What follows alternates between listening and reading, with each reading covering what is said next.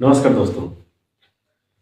आइए हम बात करते हैं फिजिक्स में। और फिजिक्स में जैसा कि आप लोग इसके पहले वाले वीडियो में देख चुके हैं और अभी अभी हम यही ऑफलाइन क्लास लेके आ रहे हैं और तुरंत इस पे लगे हुए हैं। कभी याद रखिएगा, कभी नींद में अगर है बालों को देखिएगा तो इस पे मत जाइएगा, ठीक है? क्योंकि भाग दौड़ की जिंदगी है। तो हम बात करते हैं ध्वनि की। तो ध्वनि में देखिए क्या है।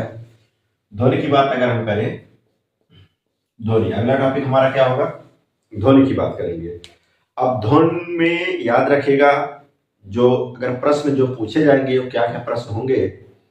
और आप लोग से मेरा छोटा सा रिक्वेस्ट यही रहा कि इसके पहले वाले वीडियो को आप जरूर देखिएगा, पूरे भाग को देखिएगा, ठीक है?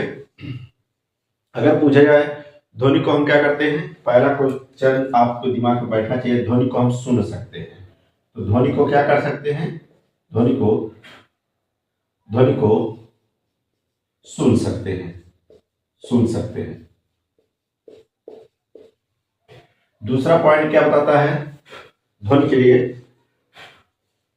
ध्वनि की अगर दूसरी बात हम करते हैं, ध्वनि एक प्रकार की क्या होती है, तरंग होती है। ध्वनि क्या होती है, एक प्रकार की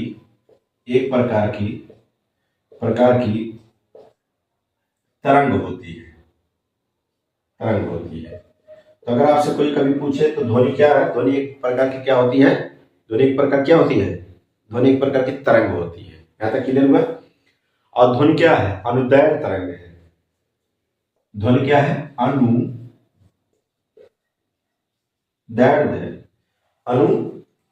तरंग है, अनुदैर्घ्य तरंग है, तरंग होती है। तो अगर आपसे कभी पूछा जाए कि ध्वनि क्या है, एक अनुदैर्घ्य तरंग है, ठीक है? और क्या है, ध्वनि एक यांत्रिक तरंग है। क्या है, ध्वनि क्या है, यांत्रिक तरंग है। यंत्र माने होता मशीन, याद रखिएगा। अगर आपसे कभी कोई पूछे तो यंत्र माने क्या होता है, यंत्र माने होता है मशीन, इस बात को याद रखिएगा। और आपको बता रहे हैं कि ध्वनि को गति करने के लिए क्या होता है, माध्यम की आवश्यकता होता है। तो ध्वनि को क्या होता है, ध्वनि को गति करने के लिए, गति करने के लिए माध्यम की आवश्यकता होती है, माध्यम की आवश्यकता होती है, ठीक है? तो अगर आपसे कभी पूछा जाए कि ध्वनि को क्या है, ध्वनि को गति करने के लिए क्या होता है, माध्यम की आवश्यकता पड़ता है, ठीक? यहां तक तो आपको समझ में आ गया। तो आइए हम बात करते हैं। देखिए, आप लोग थोड़ा शांति बनाएंगे तो सवाल अच्छे समझ में आएगा, ठीक है? हाँ, ध्वनि को क्या है, ध्वनि को सुन सकते हैं। ध्वनि एक प्रकार की तरंग होती है। ध्वनि अनुदैर्घ्य तरंग है, यांत्रिक तरंग भी कहलाती है। ध्वनि गति के लिए ध्वनि को जो गति करना, कहा, माध्यम की आवश्यकता होती है। ध्वनि को गति करने के लिए किसकी जरूरत होती है, माध्यम की जरूरत होती है। माध्यम का मतलब याद रखिए, ठोस है, द्रव है, गैस है, किसी भी में, ठीक है? आइए हम बात करते हैं। अब बात हम करेंगे सबसे ज्यादा ध्वनि की जो माध्यम होती है किसमें होती है, ठोस में सबसे ज्यादा होता है, ठोस में, ठोस में, उसके बाद गैस में, सॉरी गैस नहीं, द्रव होगा तब गैस होगा। तो याद रखिएगा, ये ठोस द्रव होगा और फिर उसके बाद क्या होगा, गैस होगा। तो क्वेश्चन यहाँ ये आता है कि सबसे ज्यादा ध्वनि की ध्वनि की जो माध्यम है किसमें सबसे अधिक होता है, तो ठोस में अधिक होता है, उसके बाद द्रव में, उसके बाद गैस में। अच्छा, कभी आपसे प्रश्न ये पूछा जाए कि घटते या बढ़ते क्रम में अगर ऑप्शन दिया रहेगा तो याद रखिएगा, आप सबसे पहले क्या है, ठोस होगा, फिर द्रव होगा, फिर क्या होगा, गैस की, ठीक है? घटते और बढ़ते क्रम, घटते क्रम पूछा जाएगा गैस, द्रव, ठोस। बढ़ते क्रम पूछा ठोस, द्रव, गैस। इस बात को याद रखिएगा। मैं एक बार इसको रिवीजन करा दे रहा हूं, ध्यान सुनिएगा। ध्वनि क्या है, ध्वनि को सुन सकते हैं। ध्वनि एक प्रकार की तरंग होती है। ध्वनि अनुदैर्घ्य तरंग होती है, यांत्रिक तरंग कहलाती है। गति करने के लिए माध्यम की आवश्यकता होती है, ठोस, द्रव, गैस। यहां तक तो क्लियर हुआ, सबको समझ में आ गया?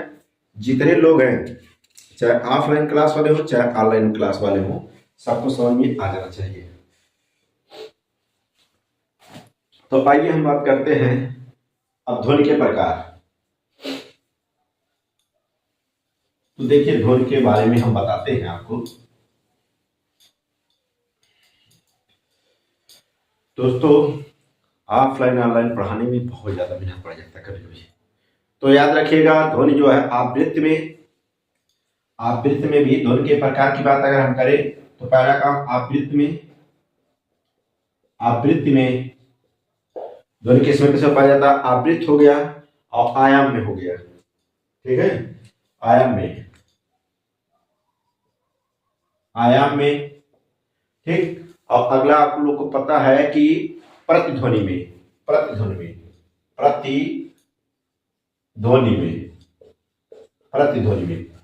और याद रखिएगा अनुनाद में क्या कहा जाता है, अनुनाद।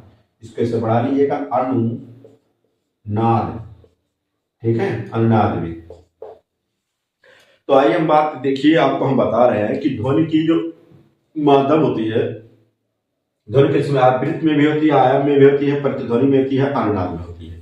अब इनके बारे में हम पढ़ते हैं।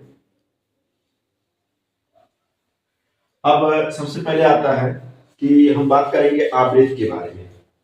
क्या करेंगे, आवृत्ति के बारे में। तो देखिए ध्वनि में जो आवृत्ति में एक सेकंड में ध्वनि की जो गति को एक सेकंड में आवृत्ति इसकी क्या होती है, एक सेकंड में ध्वनि की गति को हम क्या कहते हैं, आवृत्ति कहते हैं। मतलब एक सेकंड में, जैसे मान लीजिए मार दिए से मतलब एक सेकंड में, तो एक सेकंड में जो, जैसे मान लीजिए आप मारे किसी पत्थर से, किसी लोहे में मार दिया, आप टन दे बोल दिया। ठीक है, तो इसका मतलब याद रखिएगा एक सेकंड में जो उसकी ध्वनि हुआ वो इसकी क्या कहलाती है, आवृत्ति कहलाती है। ठीक है, यहां तक क्लियर हुआ। अब इसके अंतर्गत आता है ध्वनि, देखिए जो है तीन प्रकार की होती है इसके अंतर्गत। पहला आता है पॉइंट, पहला 1 पॉइंट, 2 पॉइंट और 3 पॉइंट। पहला पॉइंट ये बनता है कि अपसर्प तरंगे क्या होती हैं,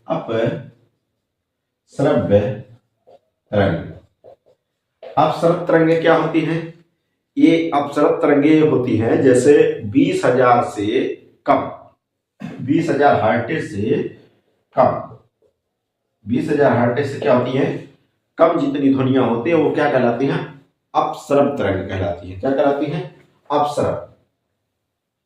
ठीक है, याद रखिए अपसर्प तरंगे कहलाती हैं 20,000 हर्ट्ज से अगर जितनी कम ध्वनियां हैं, 20,000 हर्ट्ज से अगर कम ध्वनियां तो अपसर्प तरंग कहलाती है। ये इससे क्या होता है, व्यक्ति सुन नहीं सकता है। इससे क्या होता है, व्यक्ति सुन नहीं सकता।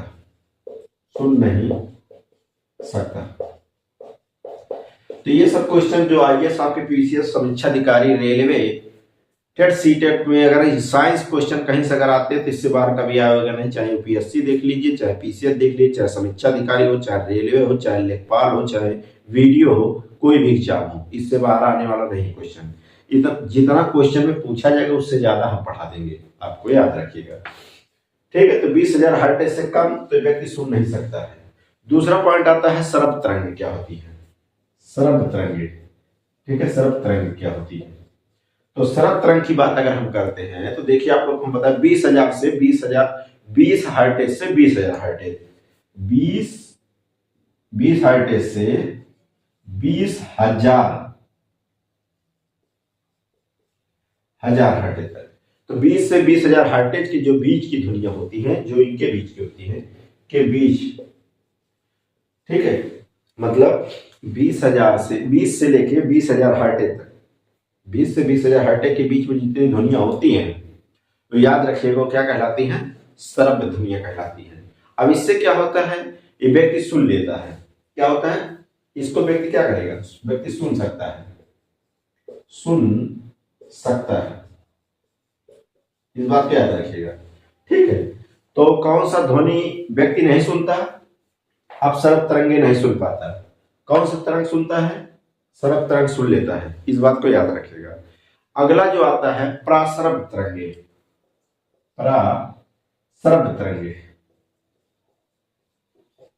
प्रासरब तरंगे क्या होती है, ये 20,000 से अधिक, 20,000 हर्ट्ज से अधिक, 20,000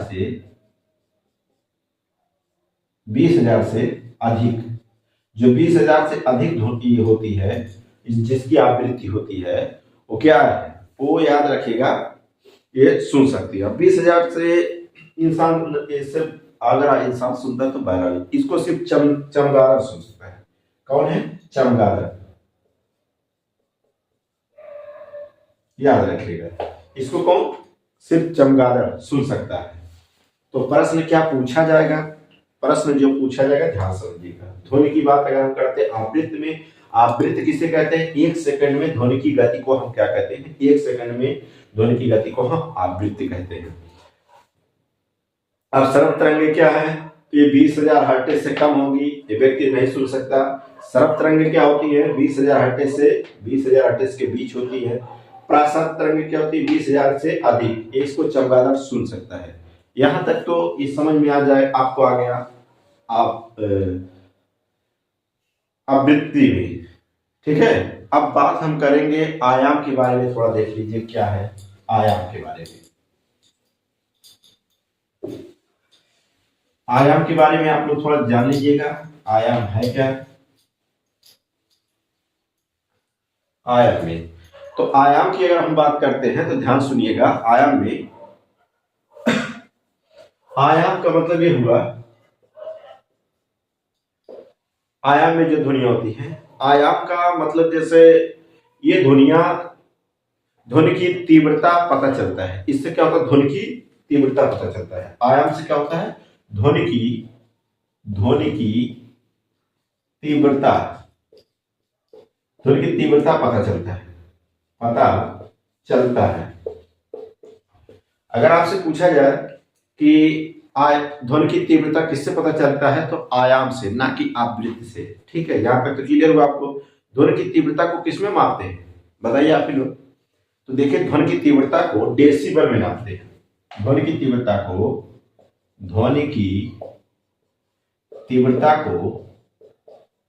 डेसिबल में नापते हैं, ठीक है। अगर आपसे पूछा जाए कि ध्वनि की तीव्रता को किससे नापा जाता है, तो डेसिबल में नापा जाता है।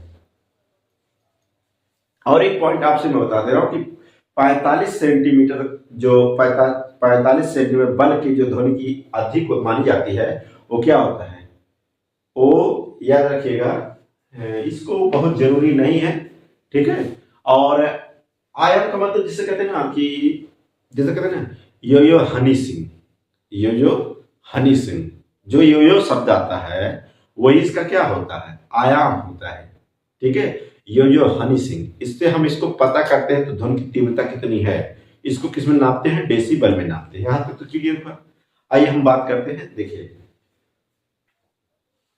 अगर इसका आयाम अगर 75 से ज्यादा हो जाए, 75 हर्ट्ज तक अगर व्यक्ति ज्यादा 75 से ज्यादा सुनेगा, 20,000 हर्ट्ज से लेकर 75,000 तक अगर जाता है, तो ज्यादा अगर सुनता है तो इंसान क्या हो जाएगा? बहरा हो जाता है। 75 से ज्यादा, 75 से ऊपर अगर सुनता है तो बहरा हो जाएगा, बहरा हो जाता है। इस बात को याद रखिए। अगर 85 तक का याद रखिएगा, 85 से ऊपर तक कान का पर्दा क्या होता है? फट जाता है। 85 से अगर ऊपर हुआ, इसका मतलब 75 और 85 के बीच में जो है उसका याद रखिएगा आयाम, वो याद रखिएगा, इंसान कान का पर्दा क्या हो जाएगा? वो फट जाएगा, ठीक है। अगर और पागल भी हो सकता है, इंसान पागल भी हो सकता है, ठीक है। तो ईयरफोन आप लगाइएगा, थोड़ा लिमिट में उसको साउंड को रखिएगा, नहीं तो याद रखिएगा फिर वही होगा, ठीक है। क्या हो जाएंगे? बहरा हो जाएंगे और कान के पर्दे फट जाएंगे। कुछ बच्चे तो 24 घंटा लगाए रहते हैं, ठीक है, ऐसा नहीं करना चाहिए। और 100 तक अगर व्यक्ति जाता है, अगर 100 तक सुनता है, 100 तक का अगर 100 से सुनता है, तो याद रखिएगा उसके आयाम अगर 100 से, इसका आयाम अगर 75 तक हुआ तो 12 हो जाएगा। 85 तक हुआ तो याद रखिएगा पर्दा कान का फट जाएगा, पागल भी हो सकता है इंसान। और 100 तक अगर हुआ तो इंसान सीधे मारे जाएगा। तो ये सब क्वेश्चन यही सब पूछे जाएंगे, ठीक है। और इससे ज्यादा बाहर कुछ आने वाला नहीं प्रश्न, इस बात को याद रखिएगा, ठीक है। तो ये तो था अभी आवृत्ति के बारे में हमने देखा, आयाम के बारे में देखा, अब प्रतिध्वनि के बारे में देखते हैं। ठीक है। प्रतिध्वनिक के बारे में देखते हैं थोड़ा बहुत। प्रतिध्वनिक क्या है, ध्यान सुनिएगा। प्रतिध्वनि, प्रतिध्वनि ये क्या होता है सर? ये प्रतिध्वनि जो होता है ये 16.6 मीटर दूरी होना चाहिए, जरूरी है इसका। प्रतिध्वनि का मतलब 16 प्रतिध्वनि का जो मान होता है 16.6 मीटर तक ये जरूरी है कि इससे क्या है, दूरी बनाए रखें। ठीक है, दूरी होना जरूरी है। इसका मतलब क्या होता है, इसका मैं कंसेप्ट क्लियर कराता हूँ। प्रतिध्वनि कहाँ आप देख पाएंगे?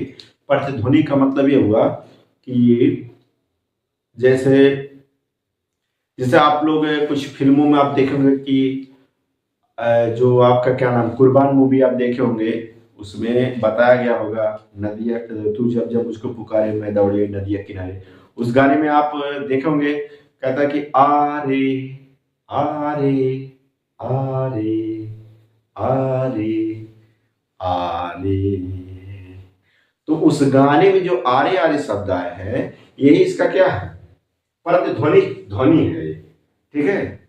और कभी गाने में आप सुनेंगे कुछ गाने में किसी, मान लीजिए किसी को बार बार बुलाया जाता है, रेशमा रेशमा, तो इस तरह जो शब्द बोलते हैं वो समझ लिया आपका क्या है, प्रतिध्वनिक है, प्रतिध्वनिक होता है। अब तो समझ में आ गया ना, इसमें कुछ खास नहीं था। ठीक है। और वैसे कुर्बान मूवी एक बार देखेंगे तो आपको लगेगा कोई मूवी बनी है। ठीक है। आइए हम बात करते हैं प्रतिध्वनिक के बाद। ये आता है अनुनाद। अनुनाद क्या है? अनुनाद है। ये अनुनाद की बात अगर हम करें तो अनुनाद जैसे हाथ से कान पर मारने से पर्दा क्या हो जाता है, फट जाता है। जैसे खींच के जब मारते हैं ना, तो ऐसे मारते हैं तो कहाँ, ठीक है भाई, देखिए जब दो लोगों में बहुत ज्यादा लगा होता है तो उसको प्यार से दुलार से मारते हैं, लेकिन जब गुस्सा होता है तो उसी क्या है, खींच के मारते। तो याद रखिए कान का कहीं हम अपने आप न मार ले तो कान का पर्दा क्या हो जाता है, फट जाता है।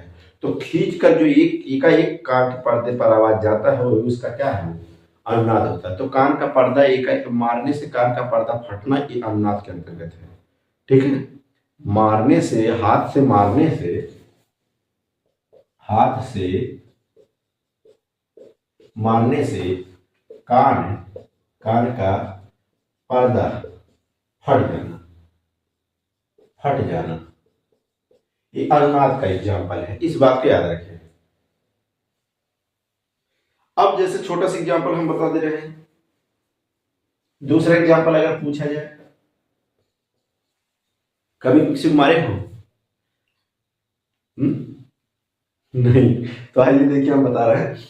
जैसे अनुनाद का स्थिति का और है, जैसे एक साथ आर्मी वाले हो या पुलिस हो, जो भी साथ में अगर एक साथ पुल पे अगर ऐसे एक साथ चलते हैं कदम ताल मिलाकर, और एक अगर साथ में चले तो पुल बैठ सकता है। याद रखिएगा ये भी क्या है, तो पुल पर एक साथ चलने पर पुल टूट जाना, पुल पर एक साथ चलने पर, एक साथ क्या हुआ, पुल पर एक साथ चलने पर पुल टूट जाना।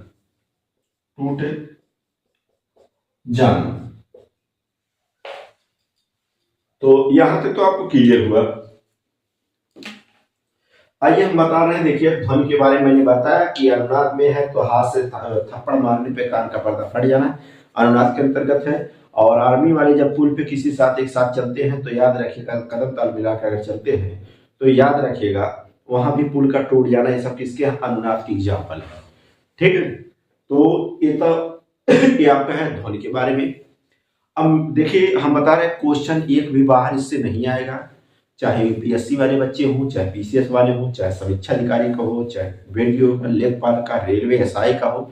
इस वीडियो को अच्छे से एक बार तैयार कर लीजिएगा, एक बार 3 बार देख लीजिएगा, दिमाग को फिट हो जाएगा और फिर क्वेश्चन एक भी इससे बाहर नहीं आएगा। पूरा जितना कंसेप्ट फिजिक्स, केमिस्ट्री, बायो का है मैं इस पर पूरा पढ़ाऊंगा। ऑलरेडी फिजिक्स और इतिहास और भूगोल जल्द लेके आने वाले हैं, संविधान भी पढ़ाने वाले हैं, मैथ रीजनिंग ऑलरेडी पढ़ा रहे हैं, बस वीडियो जल्द आपको मिलने वाला है। ठीक है। मैथ का तो क्लास याद रखें, रीजनिंग मैथ में जो बच्चा अपने जीवन में कभी नहीं रीजनिंग करा नहीं जानता, मैथ का यम मां नहीं जानता है, मैं ऐसे बच्चों को खुद पढ़ाना चाहता हूँ कि उनको भी लगे हाँ कोई पढ़ाने वाला मिला है मैथ। ठीक है, तो बस छोटा सा मेरा एक रिक्वेस्ट है कि आप लोग चैनल को बहुत ज़्यादा सपोर्ट करिएगा, शेयर सब्सक्राइब, बस ज़्यादा नहीं, अपने दोस्तों मित्रों के पास ये वीडियो पहुंचे। जो बच्चे इंटर में पढ़ने वाले इंटर के पास भेजिएगा, जो हाई स्कूल पढ़ने वाले हाई स्कूल वाला वीडियो उनके पास भेजिएगा, जो पीसीएस तैयारी करने वाले उनके पास भेजिएगा। जिस लेवल का जो वीडियो जा रहा है आप एक दूसरे को शेयर करते रहिएगा। ठीक है, मेरा छोटा सा ही रिक्वेस्ट है। और एक खुशखबरी और आपको बता दे रहे हैं कि हमारा एक और चैनल है दीपक गौड़ म्यूजिक के नाम से, आप उस पर जाइएगा, मन पसंद गाने, ठीक है, वहाँ भोजपुरी गाने अच्छे अच्छे मिलते हैं। ठीक है, और भाई देखिए कला है तो क्या किया जाए, कला रखने से फायदा नहीं, कला दिखाने में। ठीक है, लोग कैसे जानेंगे कि हाँ आप पढ़ा ले जाते हैं बेस्ट से बेस्ट, और कैसे जानेंगे कि आप गाते भी है। इसीलिए वो चैनल पे आप जाइएगा दीपक गौड़ म्यूजिक पे, गाने बहुत अच्छे अच्छे हैं। इसीलिए देखिए आप पढ़ाने के साथ साथ गा भी, ऐसा ना हो कि कल का कोई कह सके कि सिर्फ गाना जानते हैं। ठीक है, तो याद रखिएगा, मिलते हैं अगले वीडियो में, हम बल की बात करेंगे, बल कितने प्रकार के होते हैं, बल क्या होता है। ठीक है, घर्षण बल क्या होता है, स्थित बल क्या होता है। ठीक है, तो बल की बात अगर हम करेंगे तो बल में 4 प्रकार के बल होते हैं। अब इसके बाद अगले वीडियो में बताते हैं वो 4 बल कौन कौन होते हैं। यहाँ से जो क्वेश्चन आएगा वो आपको मिल जाएगा।